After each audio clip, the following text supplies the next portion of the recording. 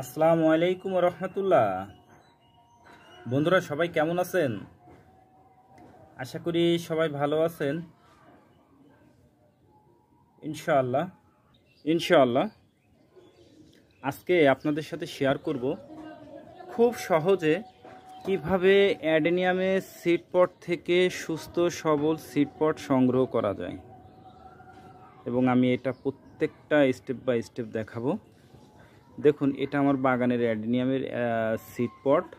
এটা কিন্তু এখনও পর্যন্ত পরিপক্ক হয় নাই, এখনো পরিপক্ক হয় নাই। আর এই জাতটির নাম আছে অ্যালোলিভ, হাইব্রিড একটা জাত। দেখুন, একেবারে প্রত্যেকটা সিড কিন্তু পরিপক্ক হয়েছে, কিন্তু এখনও ফাটে নাই। আচ্ছা, আসুন আমি আপনাকে একটু ফাটানো একটা বীজ দেখাই, যেটা পরিপক্ক হয়ে গেছে এমন বীজ দেখাবো। দেখুন, এগুলো সব সিড পট হয়েছে, কিন্তু এখনও পর্যন্ত এগুলা পরিপক্ক হয় নাই বা ফাটে নাই।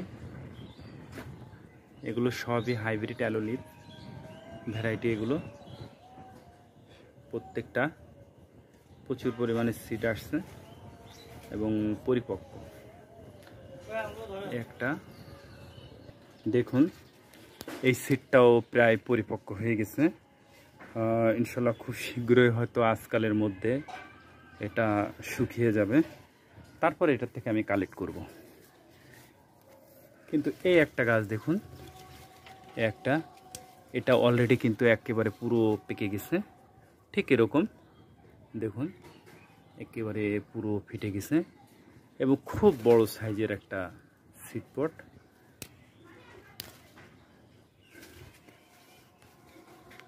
আমি কালেক্ট করলাম। দেখুন,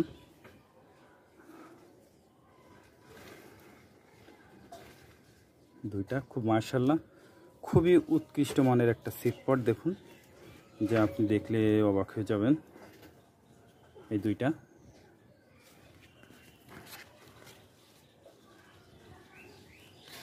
এরকম আরও অনেক আছে। এই দুইটা আপাতত এইগুলা এখন হয় নাই, হয়তো দু একের মধ্যে এটা হয়ে যাবে। এই দেখুন, এই আরেকটা, এটাও কিন্তু অনেক বড়। এটা হচ্ছে হাইব্রিড জাত অ্যালোলিভ। এটা খুব বড় হয় এবং এর কর্ডেক্সগুলো খুব মোটা হয়, খুবই মোটা হয় কর্ডেক্সগুলো। দেখুন, আমি এগুলো মাদার গাছ হিসেবে রেখেছি। এর থেকে আমি বীজগুলো সংগ্রহ করি এবং চারা করি। এই দেখুন, ফল আসছে। আমার এখানে অনেক ভ্যারাইটি আছে।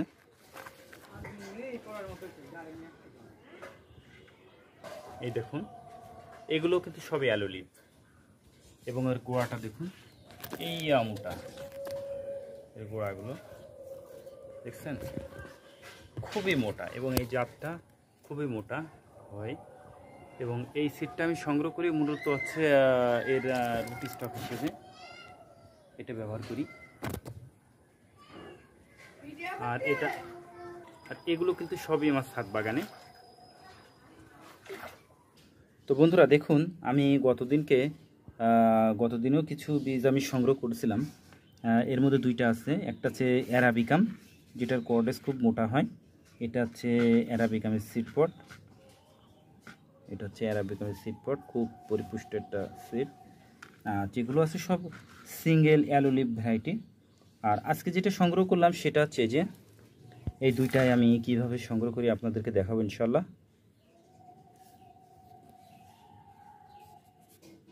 দেখুন, বীজটাকে ফার্স্টে এইভাবে ধরতে হবে, ধরে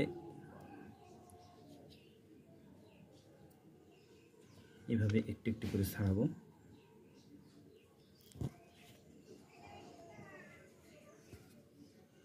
এইভাবে আমি একটু একটু করে ছাড়াবো। অনেক বীজ, মাশাআল্লাহ খুব সুন্দর বীজ আসছে, খুবই সুন্দর।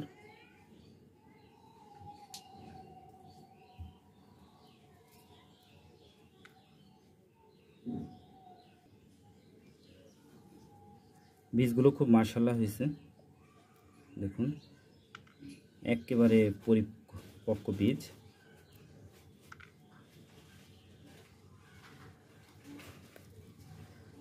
মাশাআল্লাহ খুব চমৎকার বীজ হয়েছে। বীজ যত পরিপক্ক হবে তত কিন্তু চারাটাও ভালো হবে, এর জার্মিনেশন রেটটাও ভালো আসবে। আর এই যে বীজগুলো দেখছি এর ইনশাল্লাহ 100%ই আপনি এর ইয়ে পাবেন, জার্মিনেশন পাবেন। তো এইভাবে এক এক করে আমি বীজগুলো সব ছাড়িয়ে নেব ইনশাল্লাহ।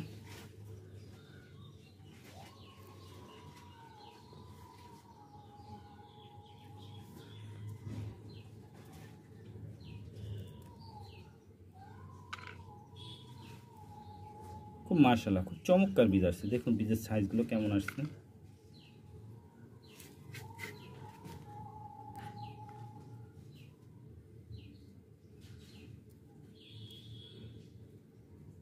এরপরেও কিন্তু আরও অনেক কাজ আছে, শুধু যে এটাই শেষ তা কিন্তু নয়। এই বীজটাকে এরপরে আমি এটা ছাড়াবো, ছাড়ানোর পরে এটা আবার রোদ্রে শুকাবো, এটাকে আবার রোদ্রে শুকাতে হবে। যদি আপনি মনে করেন এটাকে আপনি সংগ্রহ করতে চান তাহলে সেক্ষেত্রে এটাকে শুকাতে হবে, শুকানোর পর এটাকে রোদে একটা কন্টেনারে বা একটা পাত্রে আপনি সংগ্রহ করে রাখতে পারেন, বা এয়ার টাইপ যে পলি ব্যাগ আছে তার ভিতরে করে সংগ্রহ করে রাখতে পারেন। কিন্তু যখন আপনি সিডটাকে আপনি জার্মিনেশন করবেন বা করবেন, বীজতলায় দিবেন, তার আগে অবশ্যই আবার আপনাকে এটাকে কিন্তু রোদে দিতে হবে, এটাকে অবশ্যই রোদে দিতে হবে। রোদে দিয়ে আধা ঘন্টা মতন আপনাকে রোদে দিতে হবে। রোদে দিয়ে তারপরে বীজটাকে আবার ঠান্ডা করতে হবে। ঠান্ডা করার পর তারপর আপনি বীজটাকে আবার ভিজাবেন, 24 ঘন্টা ভিজাবেন, অনলি 24 ঘন্টা। আমি প্রত্যেকটা ইনশাল্লাহ দেখাবো কিভাবে কি করি, ইনশাল্লাহ দেখাবো।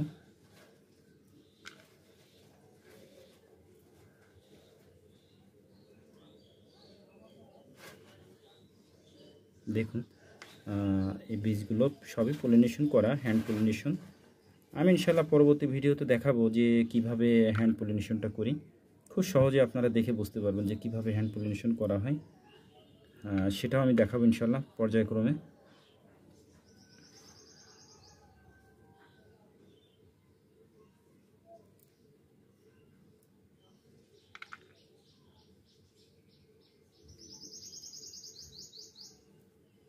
অনেক বীজ হয়েছে, এক একটা পটে আমার মনে হয় 1 থেকে 150 পিস মতন বীজ হবে, এবং বীজের কোয়ালিটিটাও মাশাআল্লাহ।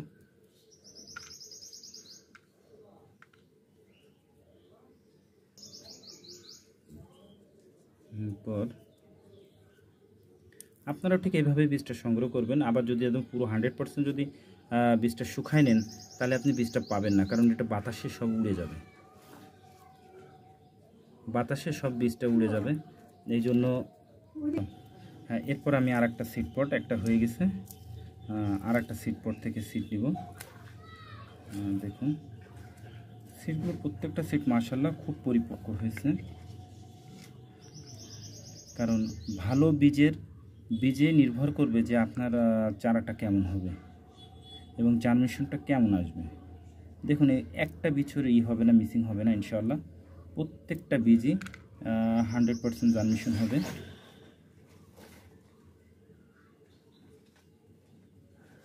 এভাবে আমরা প্রত্যেকটা ছাড়াই নিব ইনশাআল্লাহ।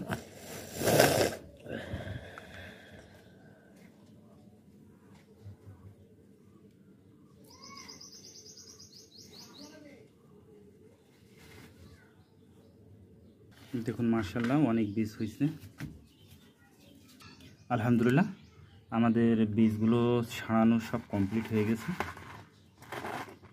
এবার এটাকে আমরা রোদে ভালো করে শুকাই নেব, ভালো করে আমরা রোদে এটাকে শুকাই নেব। শুকানোর পর এটাকে ঠান্ডা করব, ঠান্ডা করে তারপরে পরবর্তী স্টেপে যাব ইনশাআল্লাহ। এবার এটাকে আমরা রোদে রাখলাম, খুব ভালো রোদে, এবং ভালো করে এটাকে শুকাতে হবে। মিনিমাম 1 ঘন্টা রোদে শুকাবো। শুকানোর পর তারপরে এটাকে আমরা ঠান্ডা করব, ঠান্ডা করে তারপরে এটাকে ভিজাবো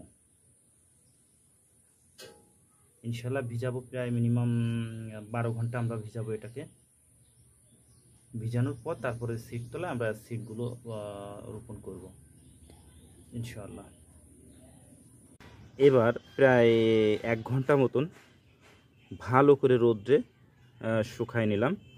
শুকানোর পর এবার আবার এটাকে 1 ঘন্টা মতো ঠান্ডা করলাম। ঠান্ডা হয়ে যাওয়ার পর এবার টিউবওয়েলের বিশুদ্ধ পানি, একেবারে বিশুদ্ধ পানিতে এটাকে ভিজাই দেব। প্রত্যেকটা ভিজিয়ে করে দেব, হাত নেড়ে নেড়ে ভিজাই দেব।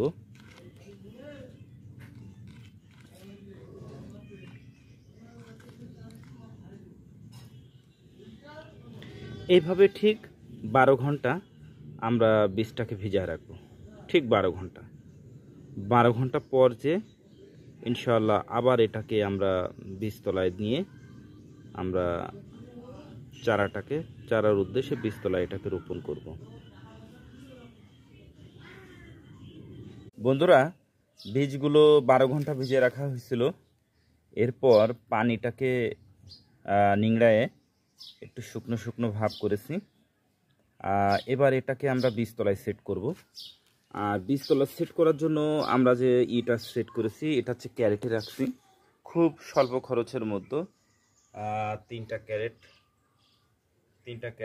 ক্যারেটে আমরা নিয়েছি। 3টা ক্যারেটে মিডিয়াটা আমরা রাখছি এবং মিডিয়া হিসেবে দিয়েছি আমরা শুধুমাত্র ইটের সুরকি আর ধানের চিটা, আর সাথে হালকা পরিমাণ হাড়ের গুঁড়া। এখানে ভার্মি কম্পোস্ট দেওয়া হয়নি, এই জন্য ভার্মি কম্পোস্টে কিন্তু পর্যাপ্ত পরিমাণে কেঁচো থাকে, যেটা অ্যাডেনিয়ামের যে সূক্ষ্ম যে এটা বের হয়, শিকড়টা বের হয়, সেটা কেটে যেতে পারে, খেয়ে নিতে পারে। এই জন্য কিন্তু আমরা এই শিকড়টা দেই নাই, এই ভার্মি কম্পোস্টটা দেই নাই। তো এখানে এবার আস্তে আস্তে আমরা প্রত্যেকটা বীজ আমরা পর্যায়ক্রমে এখানে বসাবো। ভালো এর ভিতরে যতগুলো বীজ আছে, বীজগুলো যেটা সবচেয়ে ভালো পুষ্ট সেটাই বসাবো ইনশাল্লাহ। বন্ধুরা, একটা পটে কিন্তু অলরেডি বীজ আমার সেট হয়ে গেছে দেওয়া। আর দেখুন প্রায় বীজ কিন্তু ভিজে রাখার ফলে কিন্তু প্রায় অঙ্কুরোদ্গম হয়ে যাচ্ছে, প্রায় ফেটে যাচ্ছে। অনেক বীজ দেখা যাচ্ছে, দেখেন এটাও ফেটে যাচ্ছে, এরকম ফেটে যাচ্ছে। এগুলো কিন্তু খুব ভালো বীজের বৈশিষ্ট্য। দেখুন বীজ যেহেতু আমাদের অনেক বীজ এইভাবে সাজায় দেওয়া হয় না, তো আপনাদের দেখানোর জন্য এটা প্রাইমারি অবস্থায় সাজিয়ে দিয়েছি। বন্ধুরা, আমাদের বীজগুলো কিন্তু সব বসানো কমপ্লিট। দেখুন বীজ আমাদের অনেক বীজ তৈরি হয়, যার জন্য এইভাবে সাজায় বসানো সম্ভব হয় না। তবুও আপনাদের দেখানোর সুবিধার্থে একটা ট্রেতে আমি বীজ সাজিয়ে দিয়েছি, আর আরেকটা ট্রেতে একেবারে গড়ান বীজগুলো ছড়িয়ে দিয়েছি। এই একটা দেখুন, এটাতেও বীজ ছড়িয়ে দিয়েছি। এবার যে কাজগুলো থাকবে সেটা হচ্ছে আমাদের ঝুরঝুরে কিছু মিডিয়া মিক্সচার করা আছে, যেটা একটা টবের থেকেই নিয়েছি। একটা টবে ছিল, সেই টবে ছিল। এখানে আছে আপনার এই একই জিনিসটা, কিন্তু এটা দীর্ঘদিন পচে একেবারে ঝুরঝুরে মাটির মতো সার হয়ে গেছে, সেটার থেকে নিয়ে আসছি। তো এবার এটা দিয়ে এই গাছগুলোকে আমরা ঢেকে দেব। গাছগুলোকে জাস্ট ঢেকে দেব।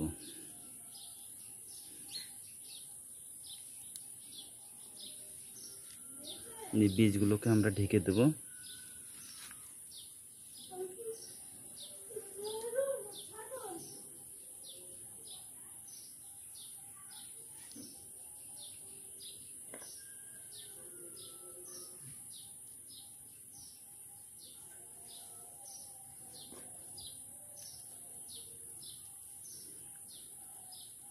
এগুলো এই জন্য ঢেকে দেওয়া হবে যাতে বীজগুলো একটু গরম হয় এবং মাটির সংস্পর্শে পুরো আসে। এটা কিন্তু খুব বেশি দেওয়া যাবে না, এটা খুবই পাতলা করে দিতে হবে,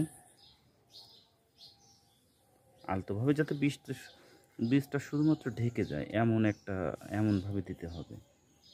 দেখুন আমি দিচ্ছি।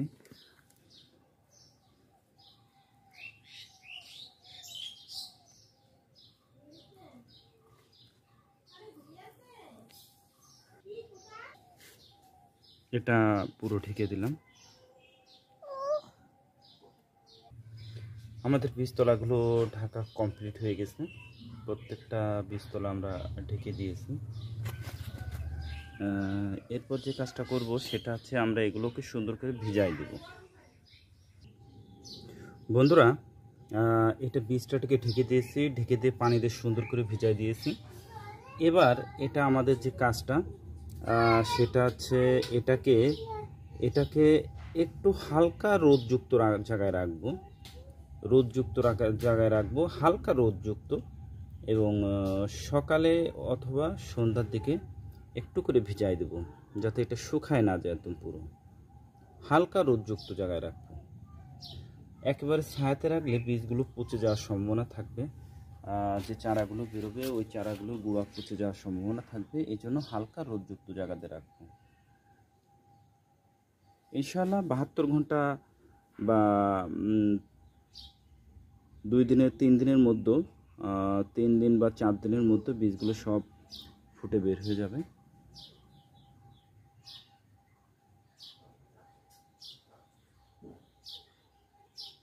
বন্ধুরা, এটাকে এভাবে রেখেছি এবং এই জায়গাটায় বেশ রোদ পায়, হালকা রোদ পায়। আপনারাও ঠিক এমনভাবে রাখতে পারেন যেখানে অবশ্যই হালকা রোদ পাবে এবং বৃষ্টির পানি যেন না লাগে, এটা খেয়াল রাখবেন। এবং যদি শুকায় যায় সকালে বা বিকালে অবশ্যই পানি দিয়ে একটু স্প্রে করে ভিজায় দেবেন, এবং ইনশাল্লাহ এর থেকে আপনি ভালো রেজাল্ট পাবেন এবং খুব সুন্দর সুস্থ সবল চারা গজাবে। তো সকলে ভালো থাকুন বন্ধুরা, এবং এ সম্পর্কে যদি কোনো আপনাদের প্রশ্ন থাকে বা কোনো জিজ্ঞাসা থেকে থাকে তো অবশ্যই কমেন্ট করে জানাবেন। এবং ভিডিওটি যদি ভালো লেগে থাকে তাহলে অবশ্যই ভিডিওটি শেয়ার করে দেবেন।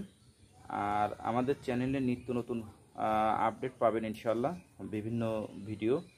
কারণ আমরা এর উপরে আমাদের এই নার্সারি জগৎটায় খুবই ব্যস্ত থাকি।